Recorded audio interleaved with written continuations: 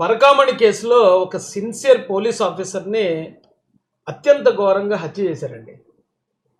ఇప్పుడు మనం పార్టీలు రాజకీయాలు కూడా కాస్త పక్కన పెట్టుకుని ఓ 30 సంవత్సరాల యువకుడు ఎంతో కష్టపడి ఉద్యోగం సంపాదించి సిన్సియర్గా తన డ్యూటీ తను చేసినందుకు ఘోరంగా హత్య చేయబడ్డం అనేది జనరల్గా సినిమాల్లో చూస్తాం.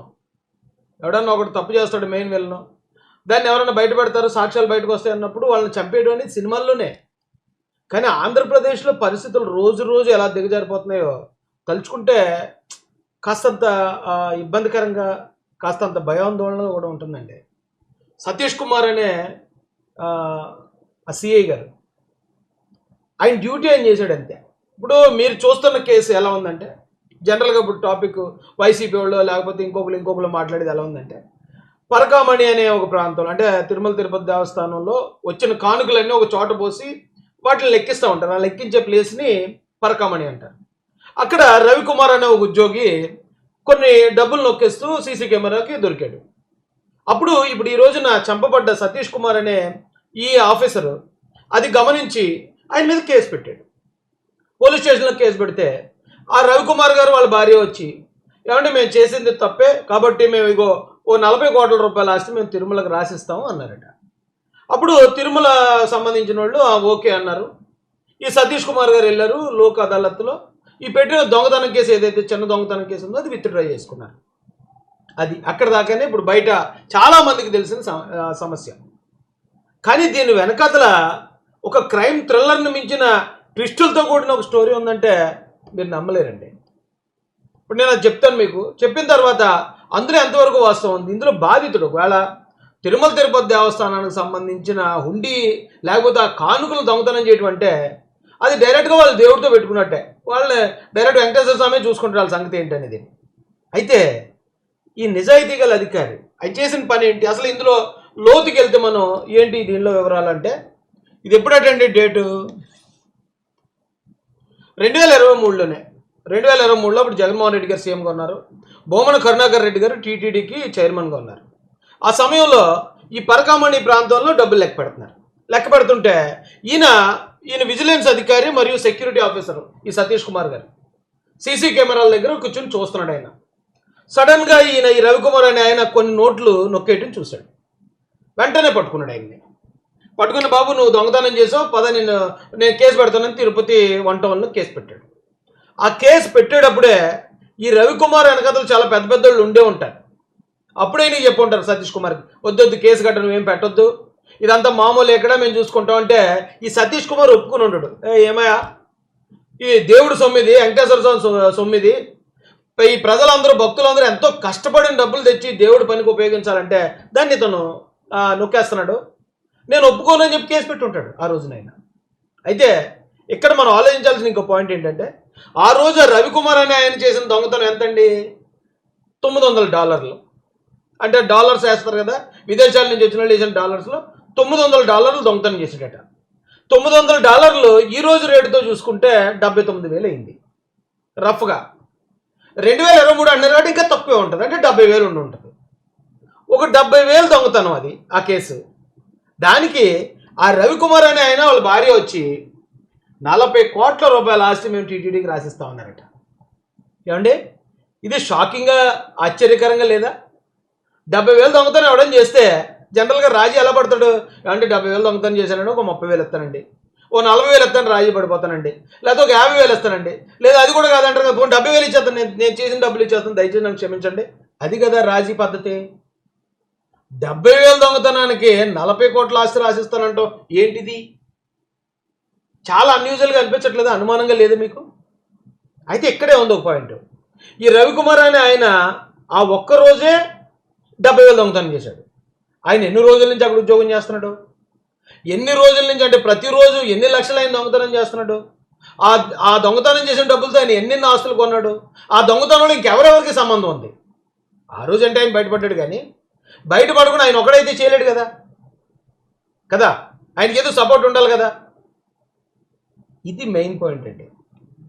అయితే 40 కోట్ల రూపాయలు ఎక్స్చేంజ్ ఆఫర్ పెట్టాడు ఆయన 70,000 దొంగతనానికి. వెంటనే టీటీడీకి సంబంధించిన పెద్ద పెద్ద అధికారులు ఉంటారు నాయకులు, సరే ఓకే అయితే అని చెప్పేసి అన్నారట. సతీష్ కుమార్ నువ్వే కదా కేసు పెట్టు, నువ్వు వెళ్ళి కాంప్రమైజ్ అయిపోయినారు. అలా అవడానికి కుదరదండి. ఇప్పుడు నా మీద ఎగ్జాంపుల్ చెప్తున్నాను. నా మీద జగన్ గారి హయాంలో పోలీసు వారు పెట్టారు కొన్ని కేసులు. మా విధులకు ఆటంకం కలిగించాడు రాజేష్ అని ఒక ఎస్ఐ గారో లేకపోతే హెడ్ కానిస్టేబుల్ గారో ఒక ఎవరో పెట్టారు అనుకోండి. ఇప్పుడు నేను కాంప్రమైజ్ అయిపోదాం, నా ఎస్ఐ గారికి ఫోన్ చేసి, అన్న నా మీద ఆ రోజు ఏదో మీరు కేసు పెట్టారు కదా, ఈరోజు మా గవర్నమెంటే కదా, నేను ఏఎస్పీ గారితో చెప్పించుకుంటాను, మీరు వచ్చి కాంప్రమైజ్ అవ్వండి అంటే అతని చేతిలో అధికారం ఉండదండి. ఆయన వచ్చి కాంప్రమైజ్ అవ్వడానికి కుదరదు. వన్స్ గవర్నమెంట్ పోలీసు వారు కేసు పెట్టిన తర్వాత అది కోర్టులో అయితే జడ్జి గారు తీసేయాలి తప్పుడు కేసు అని, లేదా శిక్ష పడాలి. ఈ రెండు కాకపోతే గవర్నమెంట్ ఒక జీవో ఇష్యూ చేయాలి, పలానా కేసు పలానా నాయకుడి మీద ఎత్తేస్తున్నాం మేమని. అంతే తప్ప ఈ ఎస్ఐ గారు హెడ్ కానిస్టేబుల్ గారు వచ్చి మనం లోక్ అదాలత్లో రాజీ అయిపోతాం రాజీని మేము పెట్టిన కేసు అంటే కుదరదు. అసలు అది ప్రయోజనం లేదు. అలాంటప్పుడు ఈ సతీష్ కుమార్ గారిని పంపించి రాజీ పడమన్నారు. అప్పుడు ఆయన వ్యతిరేకించి ఉంటాడు, ఏమంటే నాకు అధికారం లేదు, నేను ఎలా రాజీ పడతాను, కుదరదంటే చాలా పెద్ద స్థాయి వ్యక్తులు ఆయన మీద ఒత్తిడి చేశారట. ఆ రోజు ఒత్తిడి చేస్తే పాపం వెళ్ళి అతను రాజీ పడ్డాడు. అయితే ఇంతకీ ఈ విషయం ఇప్పుడు కూటమి వచ్చింది కాబట్టి వాళ్ళ బొక్కలో లెక్కలు ఏమున్నాయి అన్ని తీయండిరా, వాళ్ళందరినీ బొక్కలేద్దామని తీసిన కేసు కాదండి ఇది. అక్కడ తిరుపతిలో ఉన్న ఒక జర్నలిస్ట్ అసలు ఇలా రాజీ అయ్యే ప్రొవిజన్ లేదు కదా. ఇప్పుడు వెంకటేశ్వర స్వామి డబ్బులు తప్పించాడు ఆయన, అయితే ఆయన వచ్చి రాజీ పడాలి, లేదా ఆయన తరపున చైర్మన్ వచ్చి రాజీ పడాలి, ఆ కమిటీ వాళ్ళు వచ్చి రాజీ పడాలి. కానీ ఈ అధికారి వచ్చి రాజీ పడడానికి ఈ చిన్న స్థాయి అధికారికి ఎక్కడ ఉంది హక్కు అని చెప్పి హైకోర్టులో వేసాడట. హైకోర్టులో వేస్తే హైకోర్టు వారు కరెక్టే కదా, ఎలా రాజీ పడతారు మీరు, అసలు ఆ లోక్ అదాలత్ రాజీని మేము రద్దు చేస్తున్నాం, సిఐడి వారు వెంటనే దీని మీద ఎంక్వైరీ చేయండి, దీని సంగతి ఏంటో కథా కమామిషి ఏంటని హైకోర్టు వారు ఏపీసీఐడికి డైరెక్షన్ ఇచ్చారు. అప్పుడు ఏపీసీఐడి వాళ్ళకి డైరెక్ట్గా కనిపించే వాళ్ళు ఎవరు, ఒకటి దొంగతనం చేసిన రవికుమారు, రెండోది కేసు పెట్టిన సతీష్ కుమార్. వీళ్ళిద్దరే మెయిన్ లింక్. బాబు సతీష్ కుమార్ నువ్వు రాయితేని ఏంటి అసలు ఈ కథ ఏంటి, నువ్వు అలా ఎందుకు రాజీ పడ్డావు, రాజీ పడ్డాను నీకు ఎవరు రాజీ పడమని చెప్పారు, రమ్మన్నారు. ఒక రోజు వెళ్ళాడు ఈయన, మళ్ళీ రెండోసారి రమ్మన్నారు, రెండోసారి వెళ్తుంటే మధ్యలో చంపేశారు. అంటే మెయిన్ లింక్ వీళ్ళిద్దరేనండి, ఒకటి సతీష్ కుమార్ గారు, రెండు రవికుమార్ గారు. వీళ్ళిద్దరు కనుక లేచిపోయారంటే ఇప్పుడు దాకా ఎంత దొంగతనం జరిగింది, ఎన్ని డబ్బులు తప్పేశారు, ఎవరెవరికి ఎంత వచ్చింది, ఇంక ఏమి ఎప్పటికీ బయటపడే అవకాశాలు లేవు. ఆల్రెడీ ఒక ఆయన అయిపోయాడు, చంపేశారు. ఇంకొక రవికుమార్ ఉన్నాడు, ఆయనన్నా కాపాడుకోవాలి మనం, ఎందుకంటే ఆయన కూడా పోయాడంటే దీని వెనకాల ఎవరున్నారో తెలియదు. అర్థమవుతుందండి మీకు? ఇది అసలు కథా కమ్మమిషి. అయితే ఇది ఎలా ఉండగా ఈ సాక్షి టీవీలో చూడండి, ఇది సాక్షి టీవీ అంటే మీడియాకి జర్నలిజానికి పట్టిన ఒక క్యాన్సర్ అండి సాక్షి టీవీ. ఎందుకంటే ఆ వివేకానంద రెడ్డి గారిని చంపేశారు, రక్తం మడుగులు పడుకున్నారని తెలిసి వీళ్ళు వచ్చి గుండెపోటు అన్నారు. ఆ రోజు ఈరోజు ఒక డెడ్ బాడీ అనుమానాస్పద స్థితిలో చనిపోయి ఉన్నాడు ఒక సిఐ గారు, పోలీసు అండి ఆయన, రైల్వే పోలీసు అండి. ఇప్పుడు అనుమానాస్పద స్థితిలో పడిపోయి ఉంటే అదేంటో వాస్తవాలు ఇంకా తెలియకుండానే అప్పుడే గవర్నమెంట్ మీద బుర్ర జల్లేస్తున్నారు. ఏంటంటే ఇటు చూడండి, కామినేనా గీమినేనా ఎవడో ఉంటాడు వీడి పేరు, రైల్వే పట్టాల మీద సూసైడ్ చేసుకోవాల్సిన పరిస్థితి ఎందుకు వచ్చిందంటే అది తమ్నైల్. ఆ లోపల డేసోది చెప్పాడు, ఇప్పుడు నేను చూపించాను కానీ, అంటే కన్ఫర్మ్ చేస్తాడు రైల్వే పట్టాల మీద సూసైడ్ చేసుకున్నాడు. అది ఏంటి, ఇంకా ఇంకా కనీసం అక్కడ పంచనామా అవ్వలేదు, పోలీసు వారు వచ్చి ఎంక్వైరీ చేయలేదు, ఆ బాడీని తీసుకెళ్ళి పోస్ట్ మార్టం చేయించలేదు, దానికి సంబంధించి ఏ సీసీ ఫుటేజ్లు ఇంకా బయటపడలేదు, ఏమీ లేకుండా ఈ డిబేట్ పెట్టి ఇది సూసైడ్ చేసుకున్నాడు, గవర్నమెంట్ ఒత్తిడి వల్లే సూసైడ్ చేసుకున్నాడు అన్నాడు. ఇంకొకటి ఎవడో చూపించారు, రెండు చూపిస్తాడు.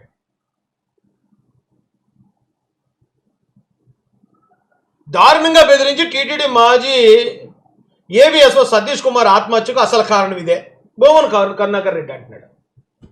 ఆల్రెడీ గవర్నమెంట్ మీద వేసాడు. ఇప్పుడు ఆ గతంలో ఎలాగైతే ఆయన ఎవరో వివేకానంద రెడ్డి గారి కేసుని ఏళ్ళ చంపేసి చంద్రనాయుడు గారి మీద అప్పుడు మళ్ళీ గవర్నమెంట్ మీద వేసి, ఒకటి వీళ్ళు దొంగతనం చేయడం తప్పు, ఆ దొంగతనాన్ని బయటపెట్టిన సతీష్ కుమార్ అని ఒక సిన్సియర్ పోలీస్ అధికారిని దారుణంగా చంపటం మరో తప్పు, అభంశుభం తెలియని చంద్రబాబు గారి మీద కూటమి ప్రభుత్వం మీద వేయడం మరో తప్పు. వీళ్ళని అర్జెంటుగా పిలిచి ఎంక్వైరీ చేయాలండి. నువ్వు ఎందుకైనా నువ్వు దాన్ని ఇంకా ఏమీ బయట రాకుండా నువ్వు ఆత్మహత్య అని అలా చెప్పావు, దీన్ని కూటమి ప్రభుత్వానికి ఎలాగ ఆపాదిస్తున్నావు అనేది మనం కంట్రోల్ చేయకపోతే క్యాన్సర్ ఇక వ్యాపించేద్ది, మొత్తం సమాజాన్ని తినేస్తుందండి. భూమన్ కరుణాకర్ రెడ్డి గారు వచ్చి ఎలా చెప్తారండి అది ఆత్మహత్యని. ఇప్పుడు తేలింది, పోలీసులు పోస్ట్ మార్టం చూసిన తర్వాత వెనకాతల పెద్ద ఏదో రాడ్తో కొట్టినట్టు ఉందట, గాయం ఉంది, ఆయన్ని చంపారని తేలింది. ఒకసారి ఆలోచించండి, ఈ కేసు వెనకాల ఎవరు ఉంటారు? ఎగ్జాంపుల్కి నా అనాలిసిస్ చెప్తాను మీకు, వినండి. ఇప్పుడు ఆయన రవికుమార్ అనే ఆయన ఇలా చేస్తున్నాడు అనేది అక్కడ ఉన్న పెద్దలందరూ కూడబలుక్కుని జరిగే కార్యక్రమం అయి ఉంటుంది. ఆ దొంగతనం రోజుకి ఆయన ఎన్ని లక్షల చొప్పున పట్టుకెళ్ళాడు, ఎంతమందికి ఓటాలు పంచాడు, ఆయన ఎన్ని ఆస్తులు సంపాదించాడు, ఆయన దగ్గర ఆస్తులు కూడా కొంతమంది పెద్దలు రాయించుకున్నారట. ఇప్పుడు సింపుల్ అండి, సతీష్ కుమార్ గారిని పిలిచా, నిన్ను ఎవరయ్యా రాజీ పడమన్నారంటే నన్ను పలానా ఆయన రాజీ పడమన్నాడు అండి అన్నాడు అనుకో, ఆయన పిలుస్తారు. రవయ్య నువ్వెందుకు రాజీ పడమన్నావా అంటే చెప్పడానికి ఆన్సర్ లేదు. రవికుమార్ గారికి నాకు డబ్బులు ఇచ్చాడండి అంటాడా, లేకపోతే రవికుమార్ నేను కలిపి చేసామంటాడా? ఇక ఎప్పుడైతే మెయిన్ విలన్ ఎవరైతే ఉన్నాడో బయటకు వచ్చాడంటే అది ఆటోమేటిక్గా గవర్నమెంట్కి చుట్టుకుంటుంది. జగన్ గవర్నమెంట్కి చంపేశారు. డిటెక్టివ్ అని ఒక సినిమా గురించి ఎప్పుడు చెప్తూ ఉంటాను మీకు, విశాల్ సినిమా. ఆ సినిమాలో ముసలాయన క్యారెక్టర్ ఉంటుంది, విలన్లకు సపోర్ట్ చేస్తూ ఉంటాడు అనమాట, విలన్ ఫ్రెండ్ అతను. ఈ విలన్స్ సాక్ష్యం లేకుండా చాలా మందిని చంపేస్తుంటారు, కిల్లర్స్ అండి. అయితే పాపం ఈ ముసలాయన విలన్లకు సంబంధించినోడే, కానీ ఈ ముసలాయన గురించి హీరో తెలుసుకున్నాడని తెలిసిన వెంటనే సొంతోడిని చంపేస్తారండి. ఆ ముసలాడిని ఆ విలన్లే చంపేస్తారు వచ్చి. విచారణ అని అప్పట్లో ఇంకో సినిమా వచ్చింది. ఆ సినిమాలో సిన్సియర్ పోలీస్ ఆఫీసర్ ఉంటాడు, ఇంకో మన సతీష్ కుమార్ గారి లాగా, వై సతీష్ కుమార్. ఆయన ఏం చేస్తాడంటే పాపం నలుగురు మీద పై ఆఫీసర్లు అందరూ కలిపి తప్పుడు కేసులు ఇరికించేస్తుంటే వాళ్ళని ఎన్కౌంటర్ చేయడానికి వాళ్ళని కాపాడాలని ప్రయత్నిస్తాడు. ఇతను కాపాడాలని ప్రయత్నించినందుకు ఇతను కూడా కలిసి చంపేస్తాడు. అది జరిగిన స్టోరీ అండి తమిళనాడులో. అంతకన్నా ఘోరంగా జరుగుతుంది కదండి ఇక్కడ ఆంధ్రప్రదేశ్లో. పోలీస్ ఆఫీసర్ని కూడా చంపేటండి. సాక్షి అది ఆయన డ్యూటీ ఆయన చేసి దొంగతనం కేసు పెట్టు, దొరే బాబు నువ్వు దొంగతనం చేసావు నీకు కేసు పెడతానని ఆయన డ్యూటీ ఆయన చేస్తే మరి ఎంక్వైరీ జరగాలి కదా. చాలా సింపుల్గా రవికుమార్ గారిని పిలిచి అడిగితే చెప్పేస్తాడు కదా, బాబు ఎవరెవరు కేసులు ఇచ్చాను. అసలు ఫస్ట్ ఈ హత్య కేసులో ప్రైమ్ సస్పెక్ట్గా రవికుమార్ని పెడితే అయిపోద్ది కేసు. బాబు ఈయన చంపాల్సిన అవసరం నీకే ఉంది, ఎందుకంటే నీ కేసులో ఈయన సాక్ష్యం చెప్పడానికి వస్తున్నప్పుడు ఆయన చంపేశారు, నాకు ఎందుకు నీ మీద అనుమానం ఉంది రావయ్యా మర్డర్ కేసులో నువ్వు అన్నారనుకోండి, ఆయన వచ్చి చిలకలా చెప్పేస్తాడు మొత్తం. నేను చంపడేటండి బాబు, అసలు జరిగిన స్టోరీ ఇది, నా దగ్గర నేను ఇన్ని కోట్ల ఆస్తి ఇలా సంపాదించాను, ఇలా రాసిచ్చాను, అలా చేసాను, ఇలా మొత్తం చెప్పేస్తాడు. కానీ చాలా దారుణం కదండి ఇది. న్యాయంగా ఉన్నవాడిని చంపేటండి బాబు. పోలీస్ అయినా ఆయన డ్యూటీ ఆయన చేస్తూ ఉంటే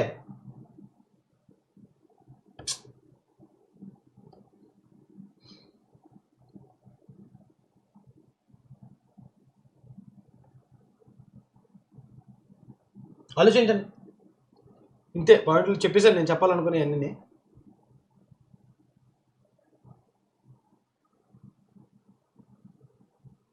హత్యే అని చెప్పేసి ఆల్రెడీ కన్ఫర్మ్ అయిపోయింది. మరి దీనికి సంబంధించి ఇప్పుడు దీన్ని మనం తవ్వుకుంటూ వెళ్తే ఖచ్చితంగా వైసీపీ వాళ్ళు బయటపడిపోతారు, ఖచ్చితంగా పడతారు. ఎందుకంటే ఎవరు పడితే వాళ్ళు కాంప్రమైజ్ అవ్వకూడదు కదండి. ఇది ఒక్క కేసులోనే కాదు, గతంలో కూడా మీరు చూశారు. పరిటాల రవి గారిని చంపిన వాళ్ళు ఒకళ్ళు ఎలా వెళ్ళిపోయారండి. పరిటాల రవి గారిని మొద్దుసీని చంపాడు, మొద్దుసీన్ని ఓంప్రకాష్ చంపాడు, ఓంప్రకాష్ ఇంకోటి అతను ఎలాగో చచ్చిపోయాడు. పరిటాల రవి గారిని మద్దెల చెరువు సూర్య గారు చంపించారు అన్నారు, ఆ మద్దెల చెరువు సూర్య గారిని ఇంకో భానుప్రకాష్ గారితో చంపించారు. అయితే ఆ కేసు మొత్తం ఇక ఉన్న లింకులన్నీ కట్ అయిపోయాయి, అంతే కదా. ఇప్పుడు వివేకానంద రెడ్డి గారి కేసులో కూడా చూడండి ఎంతమంది చచ్చిపోయారు అప్పుడే సాక్షులు, అనుమానాస్పద స్థితిలో. ఏంటంటే సినిమాల్లో ఉన్న క్రూయాలిటీ కన్నా చాలా దారుణంగా ఉంది కదా. ఇంత అన్యాయంగా మనుషులు చంపేటండి బాబు. ఇప్పుడు ఓకే దొంగతనం చేశాడు, ఏదో ఆశపడి చేశాడు అనుకోవచ్చు, లేదా ప్రజాధనం దోచుకున్నాడు, దానివల్ల ప్రజలు ఎవరు ఇమీడియట్గా ఎఫెక్ట్ అవ్వరు కాబట్టి ఆ సర్లే కేసు పెట్టి జైల్లో పెట్టచ్చు. మనుషుల్ని చంపేయటం ఏంటండి, ఆ సాధారణమైన వ్యక్తి కదా, ఒక సిఐ గారిని పోలీసు వాళ్ళనే చంపేస్తున్నారంటే ఇంకా సామాన్యులకు ఎక్కడుంది భద్రత ఎక్కడ? అది వాళ్ళ గవర్నమెంట్ కాదు, ఇప్పుడు వైసీపీ గవర్నమెంట్ కాదు, కూటమి ప్రభుత్వంలో న్యాయంగా డ్యూటీ చేస్తున్న ఒక పోలీసు అధికారిని చంపేసి మళ్ళీ ఇదిగో టీటీడీ మాజీ సతీష్ కుమార్ గారిని వేధింపులకు గురి చేసింది కూటమి ప్రభుత్వం. మేము చెప్పినట్టు చెప్పకపోతే నీకు ఎలా ఉంటుంది అలా ఉంటుందని సిఐడి వాళ్ళు బెదిరించారు, అందుకే అతను చచ్చిపోయాడు. నీకు టీటీడీ మాజీ చైర్మన్ చెప్తున్నాడండి. అసలు సిఐడి వాళ్ళు ఆయన ఎందుకు బెదిరిస్తారు? బెదిరించాల్సిన అవసరం ఏముంది? నువ్వు ఎందుకు కాంప్రమైజ్ అయ్యో చెప్పు చాలంటే ఎందుకు కాంప్రమైజ్ అయ్యాడు చెప్పేస్తాడు ఆయన. ఆయనకైతే ఇంట్రెస్ట్ ఉండదు కదా, నేను వచ్చి కాంప్రమైజ్ అయిపోదామని ఇంట్రెస్ట్ ఆయనకు ఉండదు. పలానా ఆయన కాంప్రమైజ్ అవ్వమంటే అయ్యానండి, పలానా అధికారి నా మీద ఒత్తిడి తెచ్చాను నేను అయ్యానండి అంటాడు, అంతే. ఆయన సాక్ష్యం అయిపోతే ఆయన వెళ్ళిపోతాడు. దానికి ఆయన వేధింపులు గురి చేయాల్సిన అవసరం ఏముంటుందండి సిఐడికి? సింపుల్ లాజిక్ కదా ఇది. చాలా దారుణంగా ఉందండి బాబా. పాపం ఇద్దరు చిన్న చిన్న పిల్లలు సిఐ సతీష్ కుమార్ గారికి లైఫ్లో ఇంకా ఏదో సాధించాలనుకుని ఆ కుటుంబం, భార్య, పిల్లలు, తల్లిదండ్రులు వీళ్ళందరూ ఎన్నో ఆశలతో ఉండుంటారు కదండి. ఆయన చేసిన తప్పే ఉంది అని నా బాధ అది. ఇప్పుడు ఆయన అంతకుముందు ఎవరన్నా చంపాడు అనుకోండి, అంతకుముందు ఆయన చంపాడు కాబట్టి ఈయన చంపాడు అంటే ఓకే. లేదు ఆ దొంగతనం ఇతనే చేశాడు అనుకోండి, ఆ దొంగతనం చేశాడు కాబట్టి ఎవరో కోపం వచ్చి చేశారు ఎంతో కొంత, అప్పుడు కూడా చంపడానికి లేదు. కానీ ఒక దొంగని పట్టించి న్యాయంగా డ్యూటీ చేసినందుకు ఈరోజు ఆయన ప్రాణాలు కోల్పోయాడండి, చంపేశారు. హైకోర్టు వారు మళ్ళీ ఇది ఇన్వెస్టిగేషన్ చేయండి అని ఒక ఆర్డర్ ఇవ్వడం ద్వారా అయితే దీనికి సంబంధం ఎవరెవరిని లేపెత్తే కేసు లింకులు తెగిపోతాయి, వెంటనే స్కెచ్ చేశారు, పట్టకుండా లేపేశారు అంతే. ఆ రోజు గీతాంజలి అనే అమ్మాయి కూడా అలాగే ట్రైన్ నుంచి పడిపోయింది అన్నారు. నాకు అప్పుడు డౌట్ వచ్చింది, ట్రైన్ నుంచి ఎలా పడిపోతారు అసలు ఈయన ఇప్పుడు ఉన్నాడండి, ఈయన ట్రైన్లో ఒక సీఏగా ఉండి ట్రైన్లో అక్కడ డోర్ దగ్గర నిలబడి ఉంటాడు, ఎలబడతాడు ఆయన ఏమైనా కాలేజ్ స్టూడెంటా? ట్రైన్లో నుంచి ఎలా పడిపోతాడు? ఆ గీతాంజలి అనే అమ్మాయిని కూడా అప్పుడు అలాగే ట్రైన్ నుంచి పడిపోయాడు, ట్రోలింగ్ చేస్తే ట్రైన్లో దూకేసింది. ట్రైన్లో ఏమంటే ఇప్పుడు ఆత్మహత్య చేసుకోవడం ట్రైన్లు ఎక్కాలా, రైలు పట్టాల మీదకి వెళ్ళాలా? ఎప్పుడు మా తాతల కాలంలో మా అమ్మమ్మ మా నాన్నమ్మ ఆ టైంలో ఏదైనా కోపం వస్తే నేను రైలు పట్టాలో పోతానని బెదిరించేవారు. అంటే అప్పుడు సూసైడ్ చేసుకునే వేరే ఆప్షన్ ఉండేది కాదు. ఇప్పుడు సూసైడ్ చేసుకోవాలంటే కంఫర్టబుల్గా ఇంట్లో కూర్చొని హ్యాపీగా వెళ్ళిపోవడానికి బోల్డ్ అంత టెక్నాలజీ వచ్చింది. ఇప్పుడు ఎవరండి రైలు బండి దగ్గరికి వెళ్ళి ఆత్మహత్య చేసుకునేవాళ్ళు? చెప్తున్నామంటే మినిమం ఉండాలి కదా, సాక్షి వాళ్ళు పిలిపించాలండి. ఎందుకంటే అప్పుడు అలా చేశారు వివేకానంద రెడ్డి గారి కేసులో, ఇప్పుడు అదే చేస్తున్నారు, చంపేయటం. మళ్ళీ ఆ చంపిందే దారుణం అంటే మళ్ళీ అది తీసుకెళ్ళి కూటమి ప్రభుత్వం చంద్రబాబు నాయుడు గారి మీదో లేకపోతే ఇంకొకరి మీద వేసేయటం. క్యాన్సర్ అండి సాక్షి టీవీ అనేది. వాళ్ళని శిక్షించాలి, కఠినంగా శిక్షించాలి. అలాంటి వాళ్ళని శిక్షించకపోతే ఇంకే ఏది పడితే అది చెప్తారు కదండి. ఆ కామినేని గారిని పిలిపించండి, ఏటో నీకు ఎక్కడి నుంచి వచ్చిందో నీకు ఆధారం, అది నువ్వు సూసైడ్ అని ఎలా చెప్తారని. ఇప్పుడు ఒక యాక్సిడెంట్ జరిగిందండి, దాన్ని ఒకవేళ హత్య అని అనుమానించడంలో తప్పలేదు, ఏమో హత్య జరుగుంటుందేమో అని అనుమానం వ్యక్తం చేసి అది హత్యలా ఉంది ఎంక్వైరీ చేయండి అంటే ఎంక్వైరీ చేసి హత్య అయితే హత్య అంటారు, హత్య కాకపోతే బాబు కాదే యాక్సిడెంట్ అంటారు. కానీ ఒక హత్యని యాక్సిడెంట్ అని చెప్పడం ఏ ఆధారాలు ఇంకా రాకుండానే ఘోరం కదండి. అలా చెప్పాడు అంటే ఖచ్చితంగా అందులో అతనికి ఏదో ఇన్వాల్వ్మెంట్ ఉందనే. ఒక హత్యని యాక్సిడెంట్గా అబద్ధాలు చెప్పేస్తున్నారు అంటే ఖచ్చితంగా ఆ హత్యలో ఆ కుట్రలో వాళ్ళ భాగస్వాములు అయితేనే చెప్తారు, లేకపోతే ఇంకే కారణం ఉండదు. ఎవరికి కావాలండి? ఇప్పుడు ఆయన పడిపోయాడు అన్నారు, పడిపోయాడు అంటే నాకు తెలిసింది, పడిపోయాడు అంటే చూద్దాం, పోలీసు వాళ్ళు చెప్పిన తర్వాత చేయొచ్చు. ఆయన ఏంటి పడిపోయాడా, యాక్సిడెంటా, లేకపోతే ఎవరైనా తోసేశారా, లేదా హత్య ఏంటనేది వచ్చాక చూద్దాం అనుకుంటాం. కానీ పడిపోయాడు కానీ లేదు యాక్సిడెంట్, సూసైడ్ చేసుకున్నాడు, చచ్చిపోయాడు, ఎందుకండి ఇది అంత కంగారు ఎందుకు? నేను ఆ రోజు ప్రవీణ్ పగడాల గారి కేసులో కూడా ఉదయం జరిగితే సాయంత్రానికి వీడియోలు చూపిస్తే ఆ వీడియోలు చూసిన తర్వాత అప్పటి వరకు మేమందరం అది హత్య అనుకున్నాం. కానీ వీడియోలు చూసిన తర్వాత బండి వెళ్ళిపోవటం, అలాగా ఆయన బండి మీద రావటం ఇవన్నీ చూశాక, లేదంటే అప్పుడు కూడా ఇలాగే హత్య అని చెప్పి అంటే అలా జరిగిందాన్నేమో హత్య అంటారు యాక్సిడెంట్, నిజంగా హత్యను పట్టుకునేమో సూసైడ్ అంటారు. కొన్ని అమ్మ ఏంటండి బాబు ఈ దారుణం ఏంటండి? కఠినంగా శిక్షించండి. పోలీసు వారిని కోరుతున్నాను నేను. మీ పోలీసులనే చంపేస్తుంటే ఇంకా సామాన్యమైన ప్రజలకి ఇక్కడ రక్షణ ఉందండి. డీజీపీ గారు దీని మీద స్ట్రిక్ట్గా యాక్షన్ తీసుకొని ఇలాంటి వాళ్ళందరినీ కూడా ఎంక్వైరీ చేసి ఒక్కసారి శిక్షించకపోతే తప్పు చేసిన వాడికి శిక్ష పడుతుందనే భయం ఇంకెవరికి ఉంటుందండి? అందరూ తప్పు చేయడానికే కదా చూస్తారు. మన కళ్ళ ముందే ఇంత ఎలా దారుణాలు చేస్తున్నారు వీళ్ళు.